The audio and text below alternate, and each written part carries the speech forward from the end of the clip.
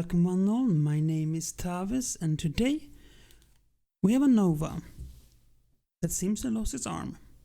But I promise you that is very intentional. Now of course the Nova has to be primed before we do anything with it. And priming as usual is going to happen by the way of a brush on primer.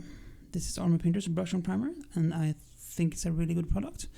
I know it's not everyone's cup of tea, and I can understand why. It's not as precise and it's not as quick as rattle cans or airbrushes, but they also requires very little setup. Paint, brush, and go. Okay, so why did I cut the arm off? Well, the Nova is very static in its pose. Two arms with basically the same pose. So I thought I was going to take a bit of editing it, mixing up a bit. And the idea was to remove one arm and then straighten out the elbow a bit, giving it a bit more thrust forward position. And once that was good and done, I realized that if I took the other arm off, it would be a much easier thing to paint the mech too. So, hobby knife out, cutting arm off, forward. This might also be a thing we go into once I get the mystery boxes. Because cutting off arms and mixing things up to create new or alternate configurations of mechs is something I look forward to doing. One of these things I'm looking forward to doing, the Catapult K2, aka the PPC cat. So that's a thing. Now you can see here, you can see the difference in angle. Now all I did was just slice down through the arm and bend the elbow out a bit. Now you might wonder why we didn't show that part on camera, and well, basically I needed to be very close to see what I was doing because there's a very tiny area to cut. Thusly, you missed that part. But in essence, I just cut along the joints of the arm and just repositioned it. Then I superglued it back together. Actually, wait, but superglued it to reinforce it. And there you go. Nothing more difficult than that.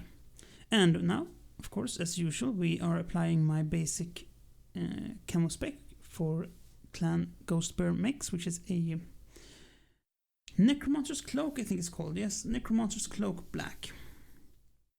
And this thing about black is a bluish black that is really good for this sort of dark, deep dark, but not black color, because I like my mechs to be grayish still. And they follow that up with a mix of gray and blue, or deep night, I don't know what it's called. Don't know, but it's deep. Actually, I have to look that up. Never mind. Oh, found it. Deep blue and wolf gray. This creates a creamy but still lighter blue. Very nice blue, actually. I could technically just go in with pure deep blue, but a little bit of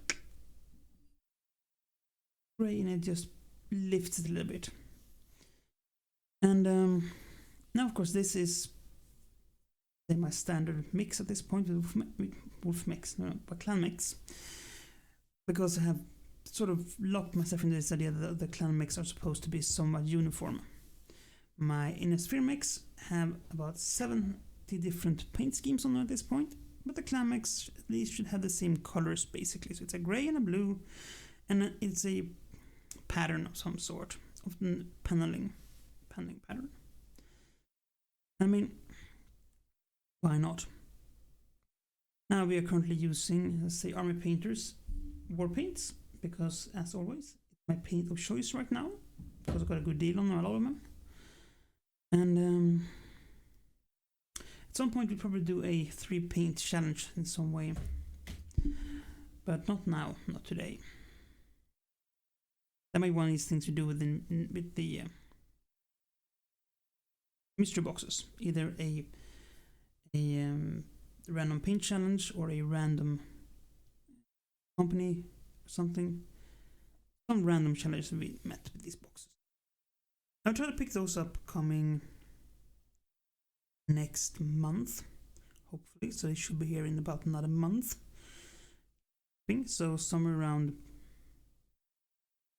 March, April, May maybe we might see those, and that would be an interesting time, because basically what we're doing then is a lot of random challenges, because these mix mostly kept stock. This one has armor chopped off because I was getting annoyed with how static it seemed, and it was a test, because I'm not a big fan of Nova. So if it completely didn't work, well, just a Nova, not a big loss.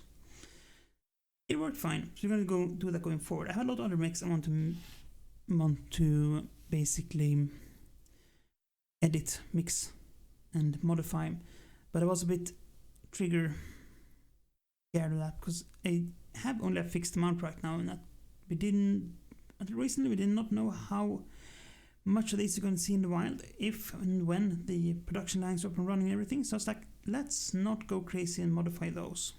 Those are my good mix. Stupid stuff over here, good mix over there. But now that we know that we can get a hold of these without too much issue, next batch of mix, we can do some crazy stuff, because it's fun. We also have some 3D printed ones, like I'm doing more things, but right now I'm again in a pickle there, where I need to fix something with a 3D printer, get more resin and stuff. So not right now, not happening right now. But as I say, we are basically applying a lot of blue to select panels to make this intricate but not overly intricate pattern. Because when I like a fancy pattern, I'm not that big of a fan of these overly intricate patterns. English got away from me. You know, it is what it is. It's a nice make. I'm flagging now also that I realized that I forgot to paint the jump jets in the end. We're going to paint those at a later stage.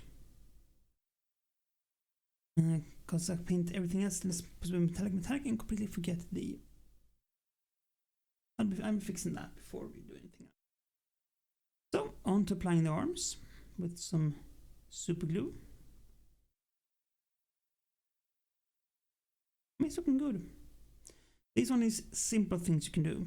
If you just want to, just ever so slightly, just change up the stance of the mech. Cutting the arms off is a good start.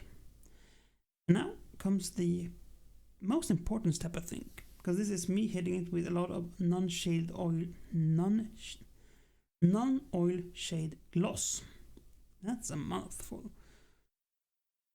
And this is to create a varnished look without varnishing it, because the varnish I have tends to leave a bit of a surface, and I want that. I just want it to look a bit shiny, so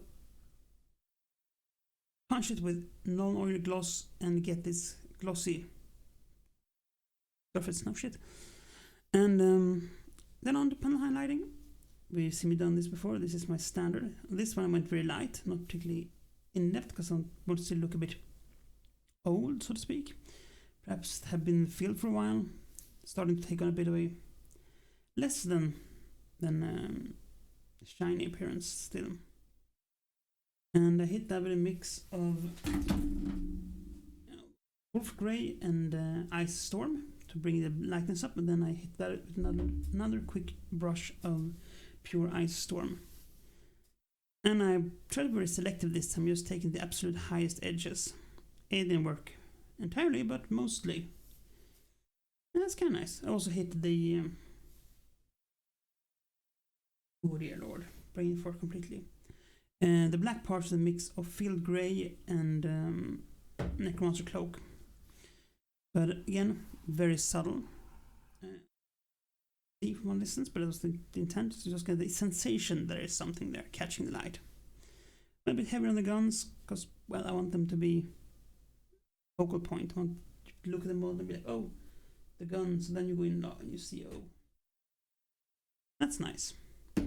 So that was the plan at least. And we aren't basing it because, well, I don't like basing. I know, it's a crime, it's a sorrow, it's something you shouldn't be doing, but I don't like basing because it bothers me when I have snow base and it's on a grass map and it's like, then I prefer a grey base, just a grey base. I'm going to touch up the base at some point and I'll dumb all of them and paint them all black again, but beyond that, no. And of course, as always, my feet are painted silver because, again, that's the whole idea that the feet dragging through the mud anyway aren't painted. So yeah, that's pretty much it.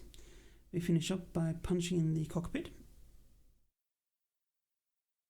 That done. That was interesting because the cockpit is extremely tiny on this thing. But it's a basic green wizard orb and jungle green.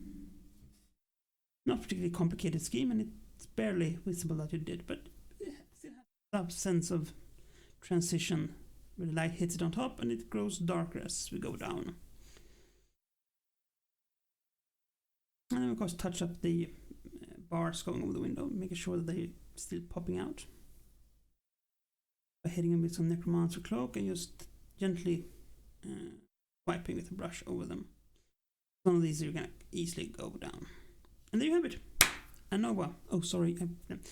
So, until next time, enjoy the beauty shots coming up, and stay safe, be kind, and do play fair. Bye.